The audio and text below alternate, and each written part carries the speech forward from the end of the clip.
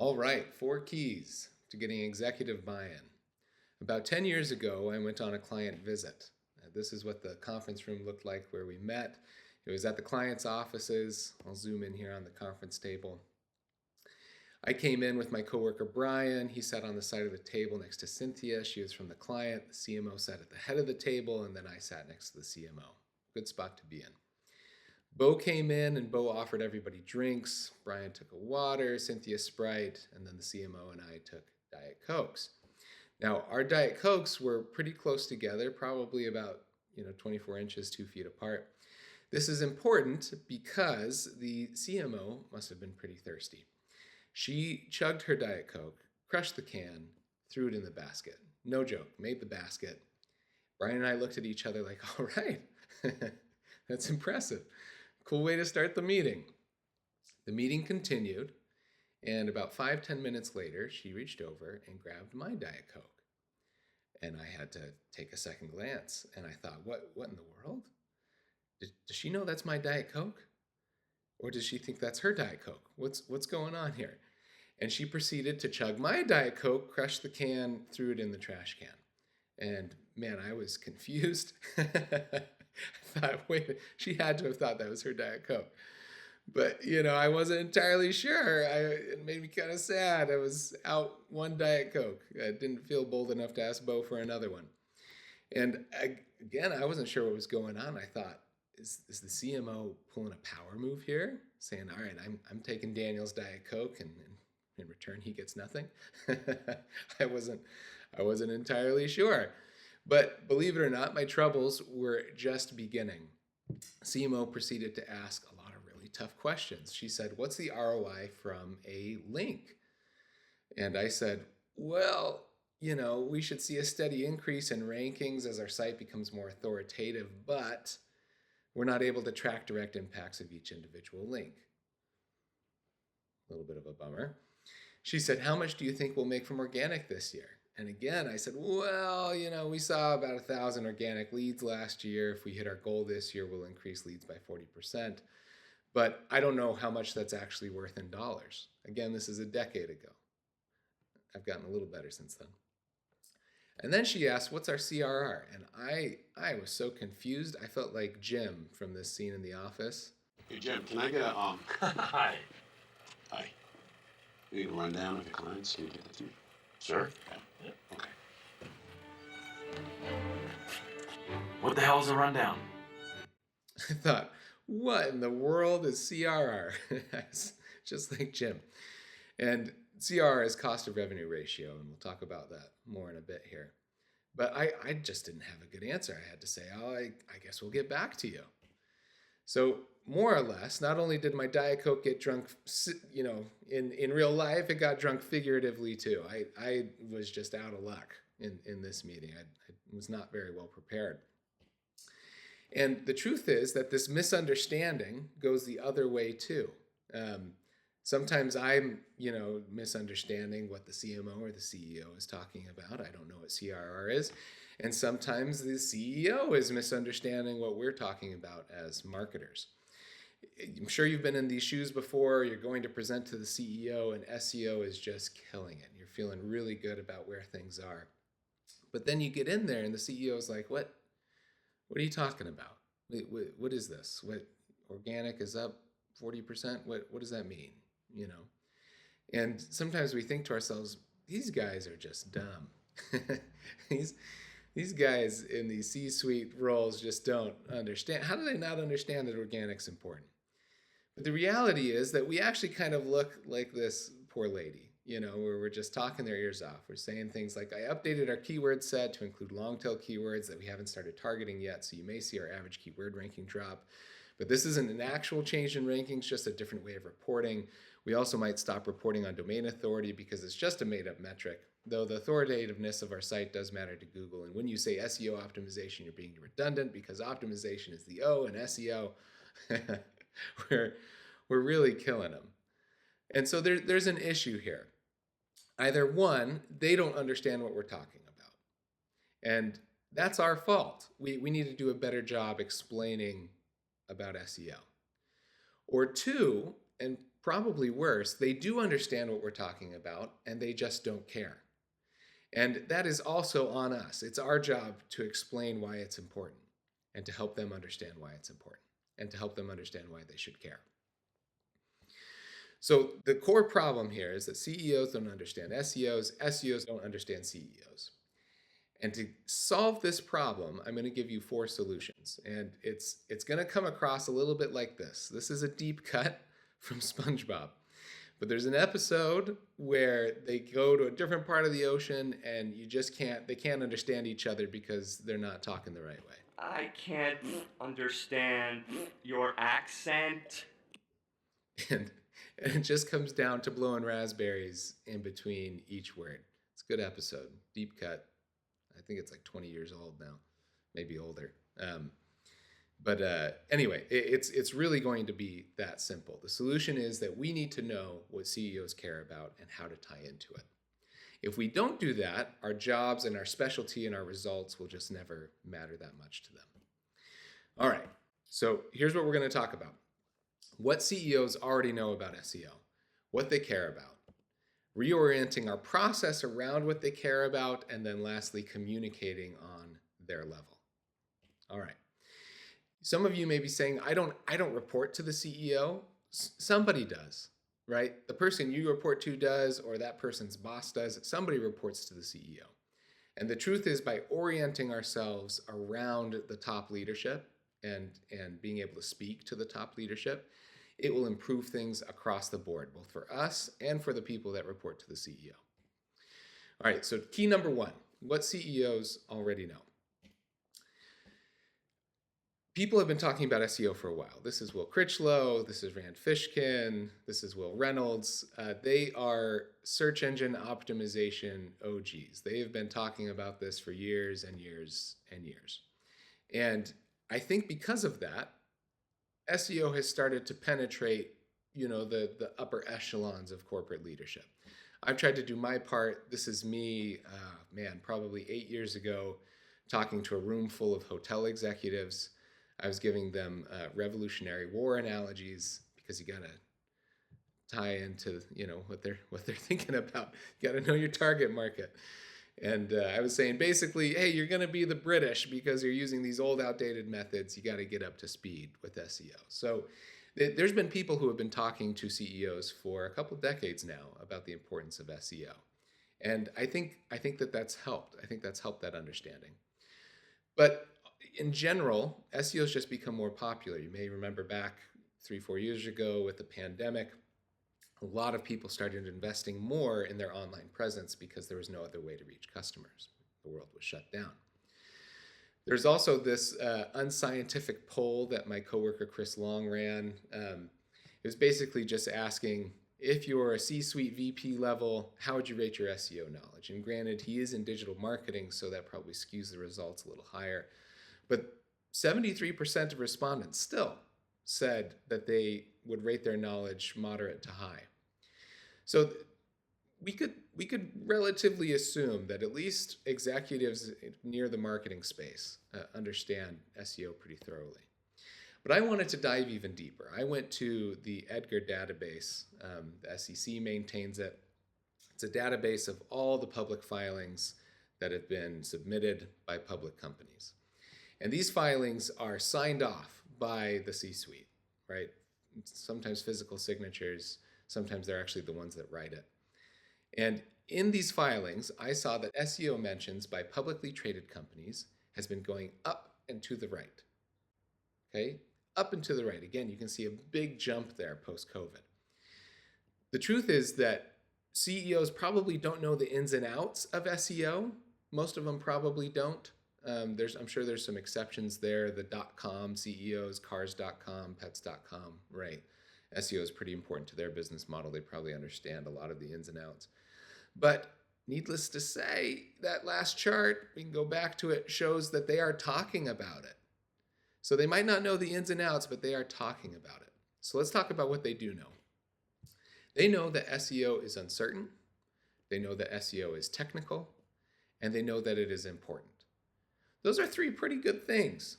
If you're going to know 3 things about SEO, those are 3 pretty good things. And again, this comes from filings. This comes from my experience with the C-suite. This comes from other research I've done. I'd say these are 3 pretty good things. And to really nail this point home, here is Ulta Beauty. Again, not a .com website, a very large company, multi-billion-dollar company. And in their filing, you can see here, they said, announcing a new partnership with Google to leverage Ulta Beauty's Glam Lab virtual try-on tool for lipstick and eyeshadow with select brands within Google Search and YouTube platforms. You can throw YouTube in there too. So they're talking about Google Search in their public filings, right? And not only that, they're talking about partnering with Google to get their virtual try-on tool into search. I'd say that the Ulta Beauty CEO probably knows a decent amount about SEO. So let's wrap this up here and go on to metrics, all right? Now, impressions are a metric that is frequently cited as a vanity metric. People will say impressions, that can and sometimes doesn't matter. We'll call that vanity. But there's actually a lot more that is vanity to the CEO. They would say click-through rate is vanity. They would say keyword rankings are vain. They would say organic traffic, and we say, oh no, not organic traffic. That's our bread and butter. To the CEO, that's vanity. Referring domains, domain authority, page speed, pages per visit, crawl errors, bounce rate. It's all vanity to the C-suite. That doesn't really matter to them. What does matter to them? Profit. That is what matters to the C-suite. Outside of profit, just not a whole lot matters, because that is the whole reason their role exists. That is the whole reason the business exists in the first place. And if we can tie into that, we'll see some really important things happen. Here is the CEO's tier list of metrics. This is something that I think is really important, all right? The CEO's tier list of metrics. You've probably seen these tier lists before. S is the best. F is obviously the worst. Now, if we're talking through metrics, marketing metrics with the CEO, and I will give you a caveat here, this ranking is for reporting to the C-suite, not necessarily for your internal strategy decisions. Obviously, for internal strategy decisions, some of these have to be pretty important to your strategy. But for the C-suite, leads from organic. You choose the attribution model. Doesn't really matter for this context. First interaction, last click hybrid. They say, all right, leads from organic. You're talking about leads that are coming in, leads that can go to our sales team. All right, yeah, I understand that. That's pretty important to me. I'm going to put that in the B tier, all right? Next, organic CAC, cost of acquiring new customers. It's the cost of sales plus the cost of marketing divided by new customers. And they say, okay, all right, I like this even more. They're saying, you're telling me, you're going to tell me the cost of the sales divided by new customers, how much it costs to acquire each new customer through the work you're doing. I'd say that's B, but I'd put that even above organic leads. Next, revenue from organic search. And they're saying, okay, now we're talking. You're telling me the actual dollars that have come in from what you're doing. That's good. That's A tier. Cost of revenue ratio. CMO asked me about it, right? CRR, cost of revenue ratio. It's the cost of the revenue over the revenue. For SEO, it'd be SEO costs over organic revenue. If you can keep this ratio low, by the way, it is very hard to lose your job or get fired. If you can show that you are regularly bringing in substantially more revenue than you cost, it's hard for an executive to cut that. And so for them, they're saying, hey, that's even better than organic revenue, because now you're putting it into perspective of how much that revenue costs to obtain. But then there is profit. Profit is revenue minus expenses, and they say profit is good stuff. You've heard of Maslow's hierarchy of needs, right? Esteem, love, belonging, etc. This is the CEO's hierarchy of needs, all right? Physiological, no needs. Profit solves it. Safety, don't worry about it. Profit. Love, belonging, profit. Esteem, no, they like esteem. But self-actualization, profit, right? That is the CEO's hierarchy of needs. It all comes down to profit. And so that is S tier. Profit is good stuff. All the other metrics that we're used to tracking, bounce rate, keyword rankings, etc., that is D and below. D and below to the executives. They don't care about that at all. Talk about it on their terms using profit, organic revenue, etc. So don't be vain. Don't give into those vanity metrics. Don't be vain. Talk like they do. Now, one caveat, B through F tiers in those rankings do become A tiers when compared to competitors. It's one of those things where you pull up your own stats. It doesn't matter how niche they are, and you say, hey, this competitor does this better than we do. And they'll perk up. happens pretty regularly. Pro tip, if you are trying to get them to care about something in particular, comparing it to your competitor set can go a long way. But we're focusing on profit today. So when you are asked what your profession is, I don't want to hear organic revenue. I don't want to hear organic leads. I don't want to hear organic traffic as we go down the vanity tier here. I want to hear profit, all right? Your profession is profit. Sometimes we lose sight of that. And some of you may say, wait, this is just pandering, but it's not. A profit focus is not just pandering. By focusing on profit, we will improve our SEO results, we'll increase SEO impact in our organizations, and we'll retain our jobs and clients better. Focusing on profit goes a long way. So let's talk about reorienting our process around profit. Kicking off the relationship is one of the key points to reorient around profit. All right, so when you're kicking off something, set monetary expectations and get what you need so you can track the dollar impact of what you're doing. Now, if you've already been in this relationship or you've been in this role for a really long time at your company, you can set these new expectations by kicking something off like 2025, kicking off the new year, kicking off a new quarter, right? You can set monetary expectations that way. Getting what you need so you can track money, that's often having the conversation about, hey, where does the money come from? How much are each of these leads worth to you? Are organic leads worth more or less than paid leads? What is the lifetime value of your average customer? Does that value differ when web is the source? Based on the lifetime value, if we bring in enough customers to cover our SEO expenses, is that a satisfactory ROI? Asking questions like these at the beginning of your relationship or when you're kicking off a new initiative, can go a long way to making sure that you focus on profit and you get what you need so you can focus on profit. Definitely request CRM access. Not everybody will give it to you, but if you can get it and you can integrate your marketing efforts with the CRM, this makes all of this profit and revenue tracking a whole lot easier. Goals. Make sure your goals are focused on profit. The best goals will come from projections and models, be measurable, and flow to profits. And that is the big key. Let me explain what I mean by flow to profits, all right? When I say flow to profits, here's an example.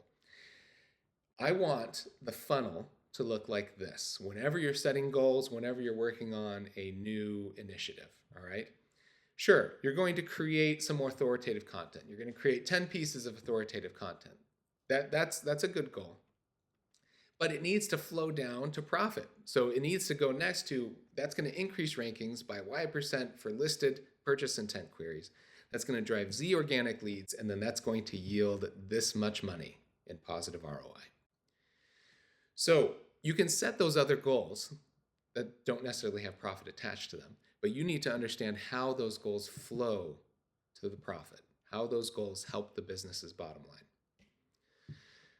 Some of you may be saying, this seems almost too good to be true. We just got to reorient process, set goals, and then profit. Like, that's all we got to do. And yes, yes, that's really all you have to do. And if you want some more resources, obviously this can take more nuance. You can work on this your whole career. But the Splash newsletter that we run here at Go Fish, if you want to learn more about modeling, there's a good resource there. Executive Presence, there's an online course run by Tom Critchlow that you can use. But yeah, we're going to keep it high level today. All right, lastly, communication. So why is it hard for CEOs to understand SEO? Well, it's just technical enough that it can be a little hard to understand. SEO strategy is long-term, so it can take a little while to see results. The algorithm and SEO landscape changes. We know that all too well. And then, of course, attribution is kind of tricky. And as such, so is ROI. To summarize, SEO is technical, long-term, and uncertain. That's why CEOs can have a hard time understanding SEO. So how do we fix that? Here are some solutions. First, for the technical, the only way through is education. To make it stick, the CEO has to care. So let's use their terminology. Going back to what I was talking about before, profit, CRR, let's use their terminology.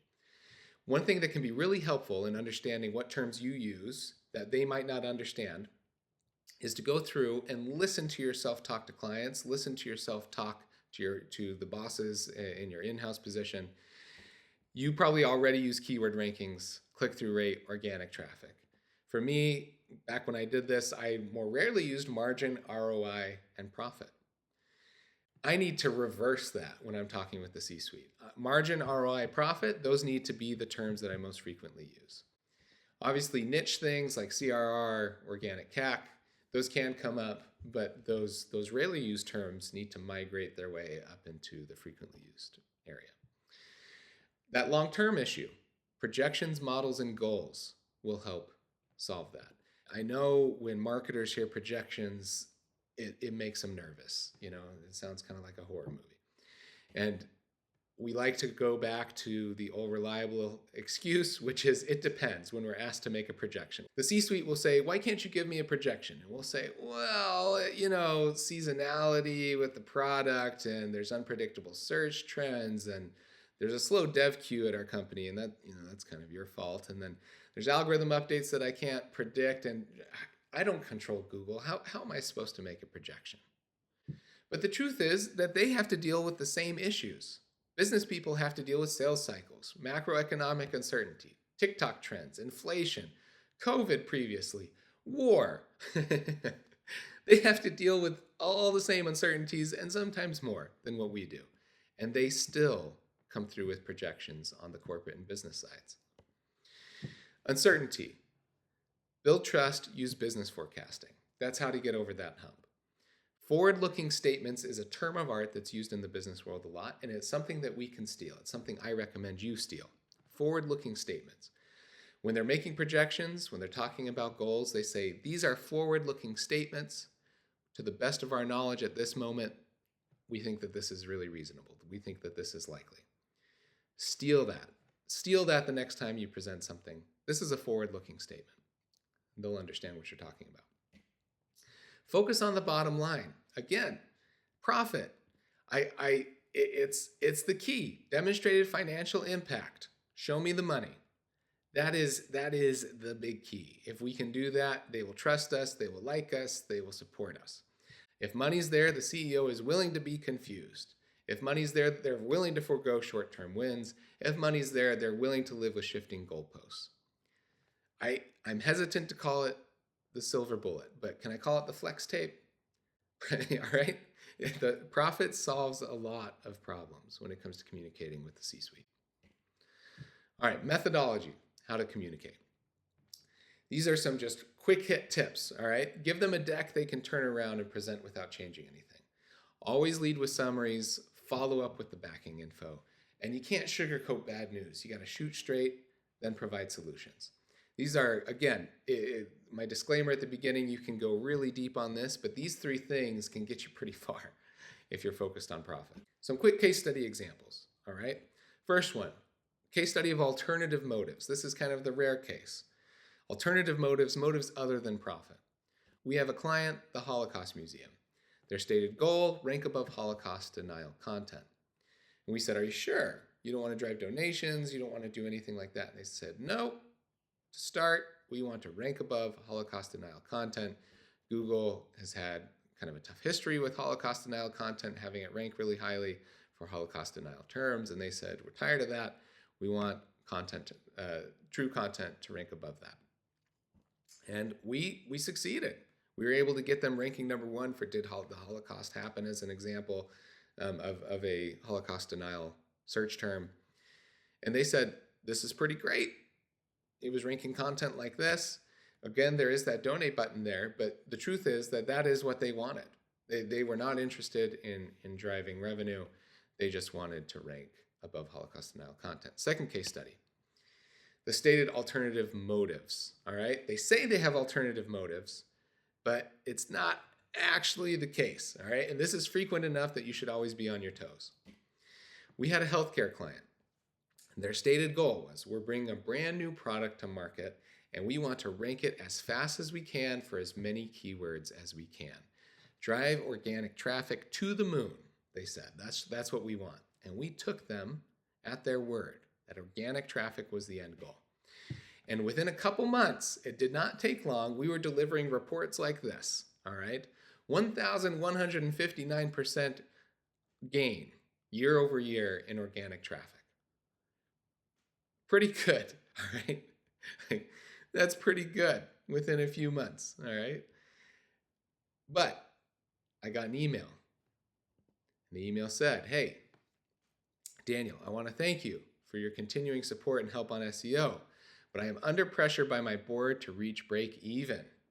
The organic growth we are seeing is exciting, but it isn't moving fast enough. We made a decision to put the SEO effort on hold for now and pick it up towards the end of the year, all right?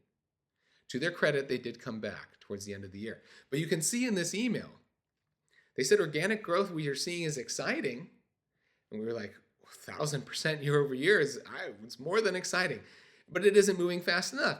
That's not fast enough. I don't know what could be even faster than that. And that is because there was this communication confusion. The C-suite thought organic traffic equated to profit. You can see in the first highlighted sentence there, reaching break even. They thought it equated to profit, to revenue. And it doesn't necessarily. The content that we were optimizing was to send organic traffic to the moon, not optimizing for profit. And so Diet Coke drunk once again. And I got to walk out embarrassed. Now we have changed things at Go Fish Digital. You can see this is from one of our onboarding slides. And down here, Danielle Boone, one of our VPs, is explaining how we continue to keep showing business impact be our number one goal. That is what we want all of our new employees to think about. That is what we want our entire process oriented around, is business impact, revenue, profit. This meme captures it pretty well. They'll say we just want exposure, but secretly inside of the Trojan horse, they actually want profit, all right? And they surprise us with that later on. So when you're working and the C-suite comes to you and they say, we just want to get our name out there. We're brand new, our product's brand new, we just want to get our name out there. I want you to think, could this be a trap? And in spirit, I will be over your shoulder nodding. Yes, this is a trap. They actually want profit. If you hear your boss, your client say, hey, we're just treating SEO like the top of the funnel, right? This is the top of the marketing funnel. You don't need to be worried about profit. Once again, it's a trap. I'm nodding over your shoulder, right? It's a trap. If they say, hey, we've never done SEO before, so let's just see what happens. Is it a trap? It is indeed a trap. All right, it's a trap. So to recap, CEOs care more about SEO than ever before. And we need to seize that momentum. Let's take advantage of that. Care about what they care about, which is profit, which is the bottom line. Structure our process and goals around driving profit and communicate like they do. In other words, when we talk our SEO talk, this is what we look like. And this is what the CEO looks like. Like, oh man, they're still talking. They're still talking about this. So don't be vain. Don't be vain. Let's learn to talk like they do, so that Idris Elba doesn't have to come track us down for the rundown. Let's talk like they do, and they will love us, all right? They'll love us if we bring them the money. Thank you. Feel free to contact me. LinkedIn, email, both work well if you have any questions. Thank you.